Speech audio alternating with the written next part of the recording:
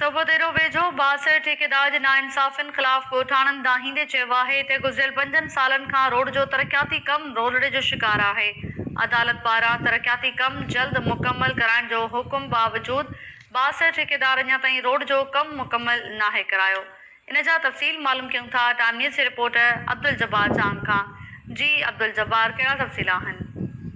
जी बिल्कुल तायरा के ॿुधाईंदो हलां त हिंगोर जबरदस्त सोबोदरो लिंक रोड ते बासर ठेकेदार कोर्ट जे हुकुम ते छुॾे छॾियो। राति जे पैर में चोरी मशीन लिखण जी कोशिश इलाइक़े वासियुनि ऐं ठेकेदार खे मुंहुं मारी उतां जे रवासियुनि बेवसी मशीनगिरी अञा सुम्ही पिया आहिनि। उन्हनि सख़्तु एहतजाज कयो।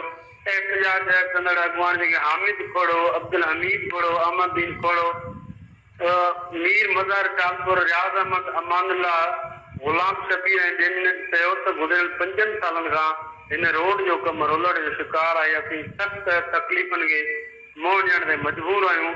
कोर्ट सबूरे जे हुकुम बावजूद ठेकेदार बासर हुजण करे अॼु ठेकेदार मशीन खणण आयो।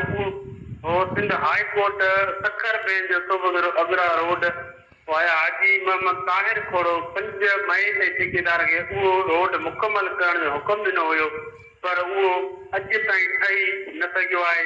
हिननि वज़ीर आला सिंध ऐं जिन वसरनि खां मुतालबो कयो त असांखे रोड ठाराए ॾिनो वञे। ॿी सूरत में एहतजाज जो दाइरो वसी कयो वेंदो। जी ताहिरा, महिरबानी अव्हां जी अब्दुल जब्बार चांग तफ़सील ॾियण लाइ।